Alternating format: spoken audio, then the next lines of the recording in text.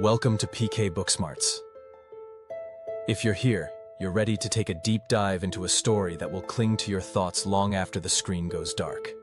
Today, I'm sharing something personal, a story that still haunts me. It's about obsession, about a girl who seemed too good to be true, and the nightmare I found myself in because of it. So settle in. You won't forget this one. I wasn't popular, not by any stretch. I was just Jeremiah, the quiet guy who managed the football team's equipment. People knew my name, sure, but they didn't know me. I kept my head down, did my job, and watched life pass me by. Then there was Stephanie. She was the girl. Cheerleader, beautiful, the kind of person who walks into a room and everyone takes notice. I had admired her from a distance for as long as I could remember, but someone like her?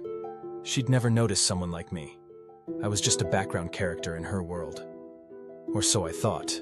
It was homecoming week, and Antonio, the team's star running back, swaggered up to me after practice. "Hey man," he said with that smirk that always made me feel like he was in on some joke I wasn't. "You know Stephanie's looking for a date to the Sadie Hawkins dance, right? You should ask her."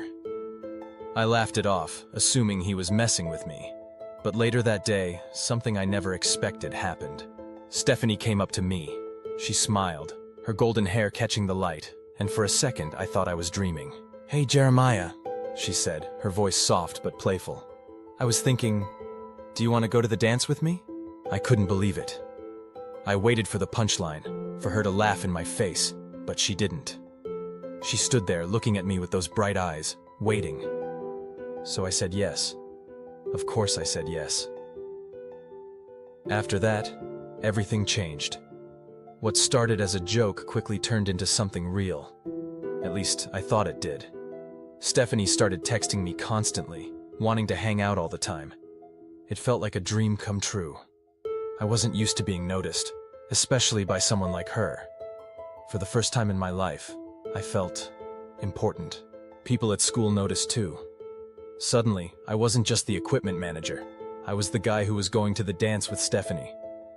We texted late into the night, and she always seemed interested in what I was doing, where I was, and who I was with. At first I thought it was sweet. She liked me, maybe even loved me. But soon, that dream started to twist into something darker. It started with the texts, endless streams of them. If I didn't respond right away, she'd send more, asking why I wasn't answering or who I was with. I figured it was just her being excited or worried, but the longer it went on, the more intense it became. It wasn't just normal texting anymore. It was like she needed to know everything. One night, I scrolled through her social media, and that's when things started to feel wrong. She was posting about me constantly, tagging me in pictures I didn't even remember being in. Her captions were strange too. "Jeremiah and I are meant to be together forever," one post said. Another read, "No one can love him like I do. No one else should even try." I didn't know what to think. At first, I brushed it off as just intense infatuation. But it got weirder.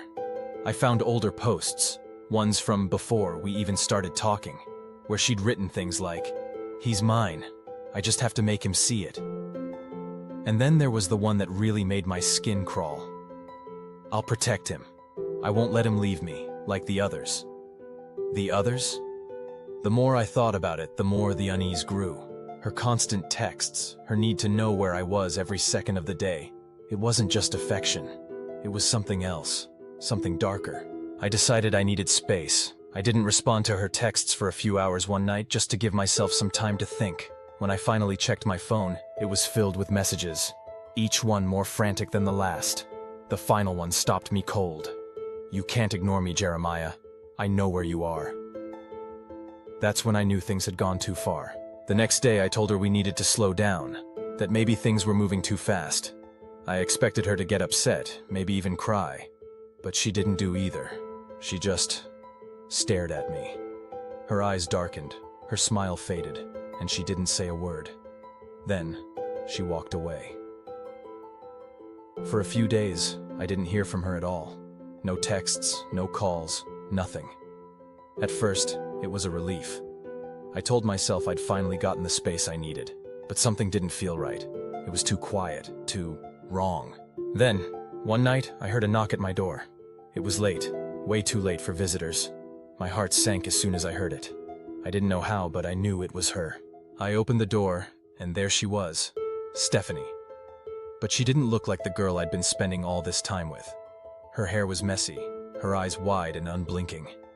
She stepped forward, and I instinctively backed away.